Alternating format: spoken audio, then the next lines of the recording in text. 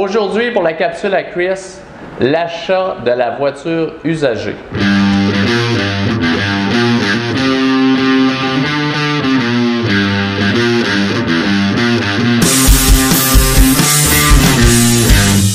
Donc, tout simplement, pour acheter une voiture usagée, l'étape 1, c'est vraiment savoir qu'est-ce qu'on cherche. Une grosse voiture, une petite voiture, est-ce qu'on est correct avec un Corolla, avec un 4 portes? Est-ce qu'on cherche un coupé? Est-ce qu'on a besoin de l'option du V6? Est-ce que ça nous prend absolument l'air climatisé? Faut tout savoir ça avant de se déplacer, sinon on peut se faire piéger. La deuxième étape, c'est une des plus plates. C'est des mathématiques. Les gens haïssent ça, mais il faut le faire. C'est le fameux budget. On compte les dépenses, qu'est-ce qu'on est capable de se permettre comme voiture en frais mensuels et aussi c'est quoi les dépenses d'entretien et de réparation. Et même les assurances. Donc, tout le portrait global des frais liés à votre futur achat. Bon, l'étape suivante, on sait quoi chercher, on sait c'est quoi nos moyens. Là, on est rendu à faire 2-3 petits devoirs de recherche pour arriver devant un vendeur, puis d'être capable de savoir un peu, d'attaquer, puis d'avoir des arguments. Donc, grâce à la magie du web, vous fouillez, vous pouvez faire des comparatifs, regarder des photos, c'est quoi le prix moyen des autos, c'est quoi les options, vous êtes capable de savoir qu'est-ce qui se vend dans votre quartier, dans votre ville, puis après ça, ça vous donne des comparatifs, puis vous pouvez, avec le vendeur, savoir de quoi vous parlez, puis pas vous faire avoir. Quatrièmement, mis à part ceux qui font la très grosse erreur d'oublier de faire inspecter, il y a aussi ceux-là qui ont tendance à faire inspecter trop vite. Et là, ce qui arrive, c'est que vous avez à faire inspecter probablement plus qu'une voiture, 2, peut-être 3. Ça triple les frais d'inspection. Alors qu'une inspection qui est vraiment de qualité avant achat peut coûter 140 $ avec les taxes. Imaginez-vous si on est toujours en train de dépenser pour rien dans un garage, on est mieux de faire 2-3 petites recherches de plus, puis d'amener une bonne auto potentiellement achetable. Cinquièmement, voici une foule de petites questions que vous pouvez poser aux vendeurs, puis ça sert à débusquer les pièges. Vous pouvez simplement leur demander c'est quoi l'histoire de la voiture, c'est qui l'avait dans les derniers temps, est-ce que ça fait longtemps que vous l'avez, etc. Vous pouvez avoir des réponses claires et nettes, des réponses plausibles, mais peut-être aussi que certains vont bafouiller. C'est là qu'on peut découvrir même que celui qui essaie de vous vendre la voiture est en fait un vendeur qui est un pseudo-représentant pour un autre propriétaire. La deuxième question qu'on peut poser, très intéressante aussi, est-ce que vous avez fait l'entretien dernièrement, puis est-ce que vous pouvez montrer tous les entretiens qui ont été faits sur la voiture? Normalement, une personne qui entretient son auto de façon régulière, on va avoir une pile de factures normale. Sur 6-7 ans, on peut se ramasser à plus de 7 000 $ de frais d'entretien. Donc, on s'attend à ce qu'on ait des informations minimales. Dans les cas où vous n'avez rien, que la personne est évasive ou qu'on raconte 2-3 histoires vagues, sauvez-vous. Le marché est à l'acheteur, il y a plein de choix disponibles. Embourbez-vous pas dans un dossier louche comme celui-là. Bon, la question qui tue. Est-ce que l'auto a déjà eu un accident ou un accrochage? Souvent, la première réponse va être évasive ou va être encourageante, du genre « Ah, non, pas à ma connaissance. » Bien, ça vaut la peine, redemandez-le. Êtes-vous sûr ou répétez pour être sûr d'avoir le plus d'informations possible. Souvent, il y a quelque chose qui sort. « Ah, un accrochage léger. Ah, pas besoin d'assurance, blablabla. » Il faut tout savoir. Ça nous permet de savoir si quelqu'un a fait un léger repeinturage de coin de bumper, mais ça peut aussi nous donner des informations supplémentaires sans être obligé de dépenser des frais pour un CarProof, par exemple. Ça peut nous permettre de savoir s'il y a quelque chose et si vous n'abandonnez pas et vous décidez d'être intéressé à la voiture quand même, demandez les factures et les preuves de qui a réparé la voiture et pour quel montant, de quelle façon. C'est toujours important parce qu'on peut avoir de sérieux problèmes dans le futur. Dans le cas d'un particulier, on peut leur demander « Pourquoi la vendez-vous? » Ça a l'air un peu banal comme question, mais c'est super important. Ça peut faire ressurgir des informations que personne n'a pensé. Exemple, je suis tanné parce qu'elle n'est pas confortable, ou la personne va sortir sans le vouloir quelque chose qui pourrait être contre la voiture. Ce n'est pas nécessairement pour abandonner la vente, c'est simplement que ça peut vous donner l'idée de quelque chose. Vous pouvez vous rendre compte que finalement la voiture, oui, elle consomme peut-être trop. Peut-être que vous aussi, vous vouliez un auto économique. Ça peut faire changer votre fusil d'épaule. C'est donc une information importante que vous pouvez obtenir. On peut aussi poser la question, qu'est-ce qu'il y a à faire en ce moment? Pourquoi? Parce que c'est une auto usagée. Donc forcément, contrairement à une auto neuve, elle ne peut pas être parfaite. Il s'agit d'essayer de creuser et d'avoir le plus d'informations possible. Si c'est un particulier, forcément, il va s'échapper. Il y a sûrement quelque chose parce que souvent, les gens vont changer pour se sauver de certains problèmes. Donc, il faut aller chercher les informations. Pour ce qui est d'un vendeur comme un concessionnaire, eux, de leur côté, souvent, ils ont un minimum de faits comme inspection parce qu'ils veulent savoir comment ils vont faire leur argent, quelle valeur a la voiture et qu'est-ce qu'il reste à faire pour vendre. Essayez d'avoir tout le plus possible. C'est important pour votre budget. Là, on est rendu à l'essai routier. Si ce n'est pas déjà fait, des fois, ça le fait proposer très tôt lors de la visite.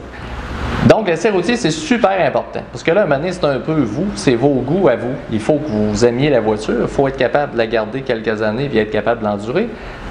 Essayez de penser à qu'est-ce que ça serait dans votre quotidien. Exemple, ramasser les enfants à la garderie, voyez-vous avec un sac d'épicerie ou peut-être vous péter les bretelles sur grande allée. L'important, c'est de voir votre quotidien à vous. C'est une auto potentielle. Là, je suis rendu à je ne sais pas trop quel point, mais c'est un des points les plus importants. On est rendu à faire des vérifications administratives pour être sûr qu'on ne se fait pas avoir par un piège du genre véhicule pas fini de payer, accidenté, reconstruit, puis qu'on ne le sait pas. Donc, il faut faire dans l'ordre. Il faut aller vérifier le RDPRM, ça coûte quelques dollars à peine, pour vérifier s'il reste un prêt, un prêt qui est lié à la voiture. Il faut aller voir le CarProof. Certains vendeurs le font d'avance et il est disponible, tant mieux. C'est pour vérifier l'historique pour les accidents ou toute autre manipulation ou entretien. Donc, tous les endroits où il y a un enregistrement d'entretien, c'est un registre qu'on peut voir sur l'histoire de la voiture. Et aussi, on peut payer et avoir le dossier à la SAAQ. J'ai un autre point important. Celui-là, il n'est pas très drôle, là, mais je vous le dis, ça passe à facture, à JE, à enquête. Ça fait des années qu'on en parle. Je parle des odomètres trafiqués, ou on peut dire les kilométrages reculés. Les voitures d'aujourd'hui, ça n'a jamais été autant facile à faire. Puis, il y a encore des fraudeurs à plein qui le font. Puis, c'est difficile à déceler. Il y en a encore plein. La plupart viennent de l'extérieur, du genre de l'Ontario, des choses comme ça. Mais il y en a beaucoup au Québec aussi. C'est quand même aussi répandu parce qu'il y a beaucoup de gens qui vont défoncer largement leur limite de kilométrage. Puis là, bon, ils reculent le kilométrage, puis pouf, ils peuvent remettre leur fameuse location sans frais de pénalité. Puis, il y a beaucoup de monde impliqué là-dedans. Malheureusement, dans l'auto d'occasion, ça crée des voitures avec des faux kilométrages, puis il y a tristement beaucoup de gens qui prennent le kilométrage comme une super règle de comparaison pour la valeur de l'auto. Donc, soyez prudents, puis ça fait partie des choses qu'il faut vraiment vérifier. L'inspection peut vous aider d'ailleurs là-dessus. Pour que vous soyez vraiment en connaissance de cause, puis si vous voyez le scénario se produire, vous pourrez être averti d'avance. La plupart des cas d'odomètres reculés vont suivre une recette pour ne pas se faire prendre. Je vous donne un exemple. Ça est souvent une auto qui va arriver d'ailleurs ou que, mettons, un concessionnaire en Ontario. C'est un concessionnaire qui va avoir suivi l'auto tout le temps, donc l'auto n'aura pas fait plusieurs endroits. Ce concessionnaire-là, au retour de la voiture, va avoir, exemple, en retour de location, mettons 100 000 km, va lui-même faire, ou avec un associé ou un partenaire, reculer le kilométrage. On peut avoir une auto maintenant de 40 000 km, puis va, avec une organisation bien ficelée, faire 2 ou 3 transactions consécutives pour être sûr qu'au moment où on s'aperçoit, si jamais quelqu'un s'aperçoit qu'il y a un millage qui est trafiqué, qu'on ne sait pas exactement qui l'a fait. Puis l'auto transite vers le Québec, puis est vendu à un Québécois, puis avec le registre qui est plus ou moins nébuleux. on se ramasse avec une voiture qui est vendue 50% plus cher que sa valeur réelle. Donc, vous voyez un peu, c'est quelque chose d'assez facile pour quelqu'un qui a une structure bien établie. On est rendu à faire inspecter. Contrairement à certains qui seraient déjà en train de négocier, on fait inspecter avant. C'est super important parce que l'inspection va probablement vous donner 90% des arguments pour baisser le prix. Il y a aussi le fait que si jamais un vendeur est très froid à l'idée que vous fassiez inspecter, s'il n'est pas à l'aise ou si l'auto n'est pas disponible ou ne peut pas être plaqué et être déplacé ou être essayé, sauvez-vous, ça ne donne rien de vous battre. Il y a vraiment beaucoup d'autos disponibles sur le marché. Dans les autres cas, si la personne a peur de perdre sa vente, vous pouvez offrir un dépôt pour montrer votre sérieux, qui est remboursable si l'inspection n'est vraiment pas adéquate, si l'auto n'est pas adéquate, mais il faut faire inspecter. Lors de l'inspection, l'idéal, prendre un garage vraiment responsable et expert, comme CertiPro, on peut faire une inspection avant achat et le rapport va être le plus complet possible avec une panoplie d'informations. Et nous, on peut vous donner des conseils aussi pour gérer le dossier. Cela étant la pièce maîtresse pour aller négocier. Donc, on est rendu à négocier, puis négocier, bon, c'est sûr, je pourrais faire une capsule entière sur la négociation, mais il faut absolument que vous soyez avertis. On négocie un prix de la voiture, jamais un prix par mois. Sinon, c'est là qu'on peut s'enfarger, on peut être dans des dédales administratifs puis se faire avoir, finir par avoir un auto qui semble moins cher parce que le paiement par mois n'est pas trop élevé, puis finalement, on paye 2 ans de plus pour une minoune. Il faut vraiment que vous négociez un prix total. Ensuite, vous pouvez regarder les possibilités de financement. Il reste un dernier point, une fois qu'on a choisi sa voiture, on sait pas mal où est-ce qu'on s'enligne, on a négocié, on envisage justement d'acheter cette voiture-là. Il y a une possibilité pour toutes les voitures qui ont moins de 10 ans, c'est d'ajouter une garantie prolongée. C'est une garantie qui n'est pas nécessairement obligée d'être vendue par le concessionnaire en place.